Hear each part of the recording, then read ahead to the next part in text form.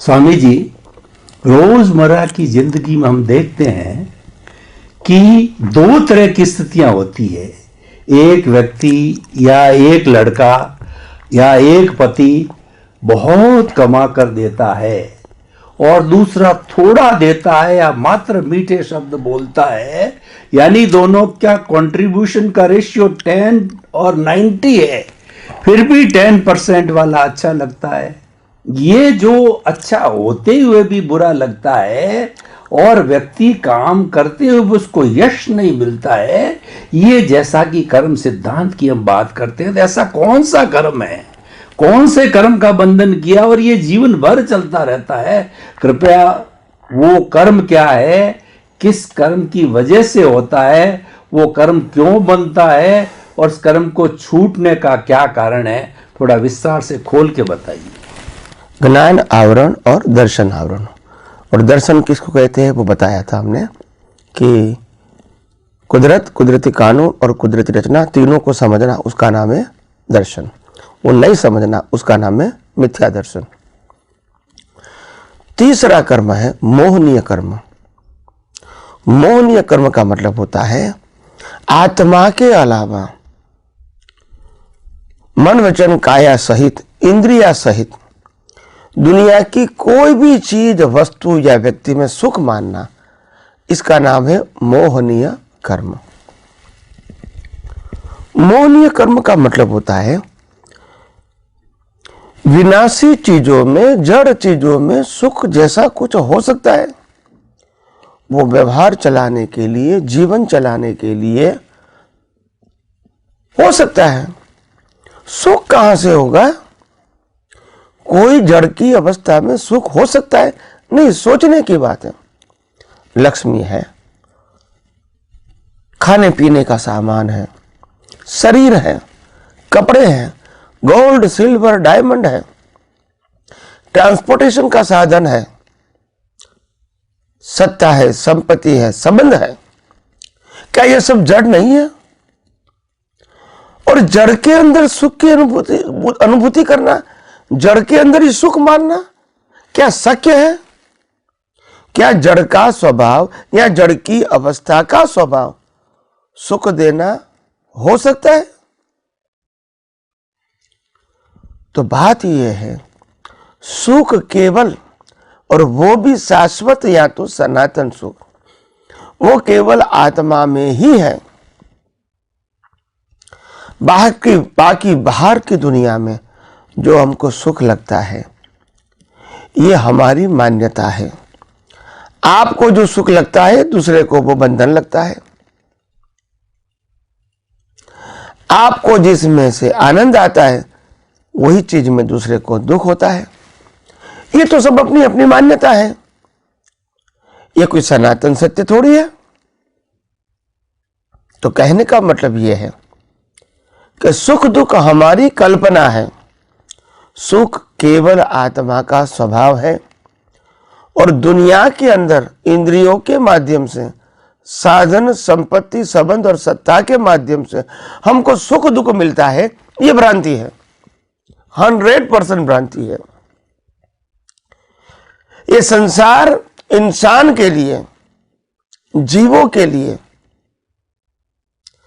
कर्मों की भुगतान का साधन मात्र है, सुख दुख की भुगतान का साधन नहीं है। ये हमारा लेवल है कि इसको सुख मानो, इसको दुख मानो। एक गरीब व्यक्ति जो मंदिर के बाहर खड़ा है, इनको मैं 5 रुपया दूंगा तो उनके लिए सुख है।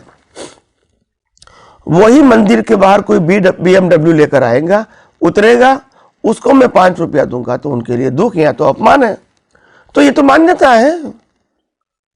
एक कहता है मेरी शादी नहीं हुई इसीलिए मैं दुखी हूं। एक कहता है हो गई इसलिए मैं दुखी हूं।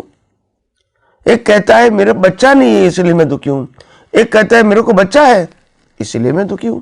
तो आखिर सबकी अपनी अपनी मान्यता है। एक कहता है मेरे पास बहुत पैसा है इसलिए मैं सुखी हूं।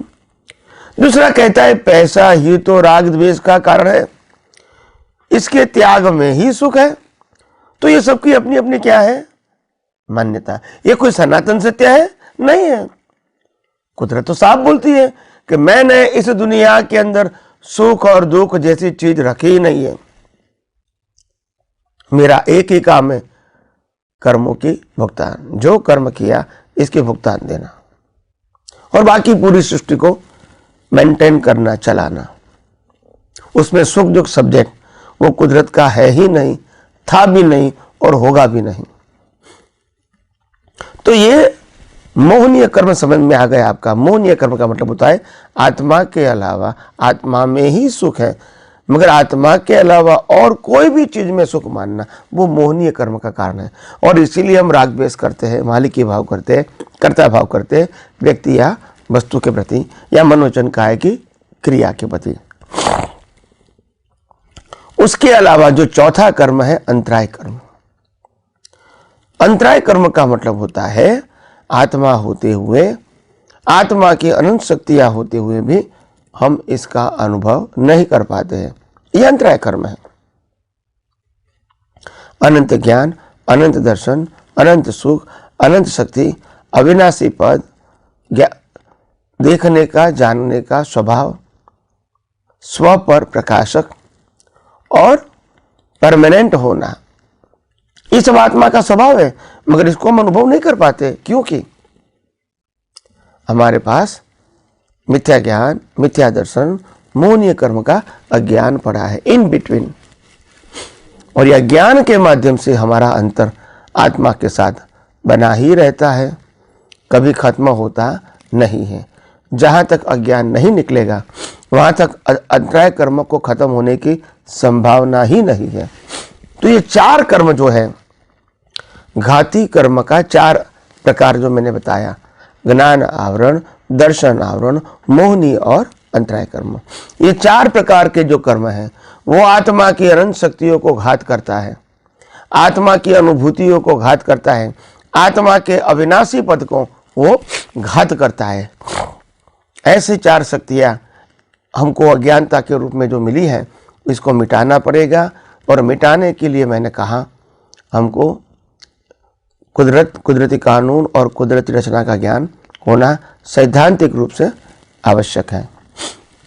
उसके अलावा जो चार अघाती कर्म है, अघाती कर्म का मतलब होता है जो कर्म चार्ज किया है इसकी भुगतान करनी ही पड़ेगी, चाहे आप अज्ञानी हो, ज्ञानी हो, विज्ञानी हो या केवल ज्ञानी हो, सभी को अघाती कर्मों की भुगतान कंपलसरी है। क्योंकि अघाती कर्म है वो आत्मा से कोई कंसर्न नहीं रखता है और आत्मा की शक्तियों को आवृत भी नहीं करता है। मगर अज्ञानी या केवल ज्ञानी सभी जीवों को जो कर्म बने हुए हैं, जो लेकर आए हैं, इसकी भुगतान कंपलसरी है, ऑप्शन नहीं है।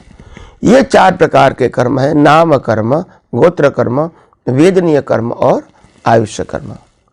तो सबसे पहले नाम कर्म, जो बिगिनिंग में प्रश्न उठा कि भाई नाम कर्म का मतलब क्या है, यश और अपयश, और नाम कर्म से ही हमारा पूरा जीवन पाप पुण्य का, कर्म के फलों का जुड़ा हुआ है। तो ये जो नाम कर्म है, अगर मेरा नाम कर्म इस अवस्था में अच्छा है तो लोग मेरी प्रशंसा करेंगे, मेरे को रिस्पेक्ट देंगे। यश नाम कर्म का प्रभाव है। और अगर अपयश नाम कर्म होगा, मैं कुछ भी करूंगा मगर लोग मेरी टीका ही करेंगे। तो इसीलिए नाम कर्म का मतलब होता है टाइटल ऑफ बॉडी, और वही टाइटल से हम अपना जीवन जी सकते हैं। प्रकृति को टाइटल होता है, आत्मा का टाइटल नहीं होता है।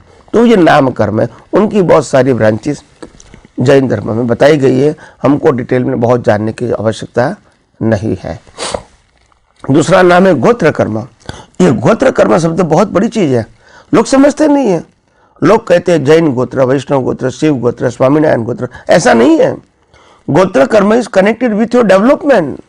ये रैंडम नहीं है शब्द, ये चार्ज डिस्चार्ज की बात नहीं है, डेवलपमेंट से जुड़ा हुआ शब्द है।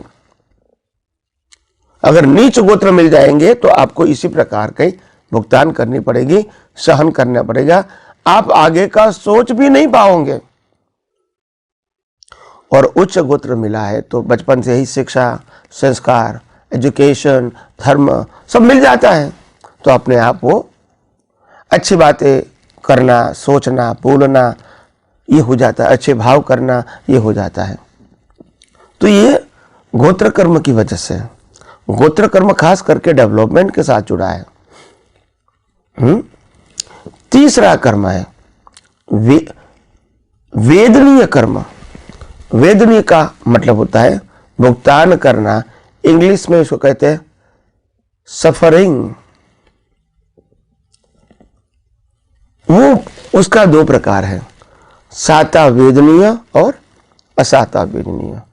जो साता वेदनीय का मतलब होता है आप जो कुछ भुगतान करोगे वो आपको अच्छा लगेगा, मन को, तन को अच्छा लगेगा, आपकी भावनाओं को अच्छा लगेगा, वो साता वेदनीय है। असाता वेदनीय का मतलब होता है नापसंद, विचारों के रूप में, भाषा के रूप में, वर्तन के रूप में जो नापसंद है वो असाता वेदनीय कर्म है, और पसंद है वो साता वेदनीय है। तो ऐसे दो प्रकार के कर्म साता और असाता है, जिनको हम सामान्य भाषा में पाप पुण्य के कर्म कहते हैं।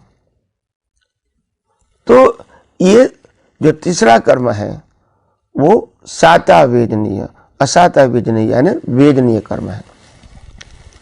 और चौथा कर्म है आयुष्य कर्म, जिसके साथ हमारा जीवन की बिगिनिंग और एंड जुड़ा हुआ है, इनके बीच हमारा जीवन होता है।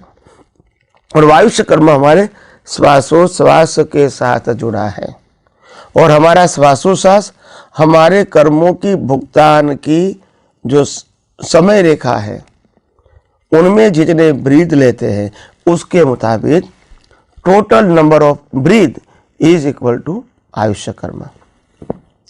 यानी ये आयुष्य कर्म सिर्फ कर्मों के भुगतान के लिए ही है, और जैसे कर्म खत्म हो जाएगा, श्वास बंद हो जाएगा और आपका आयुष्य कर्म खत्म हो जाएगा।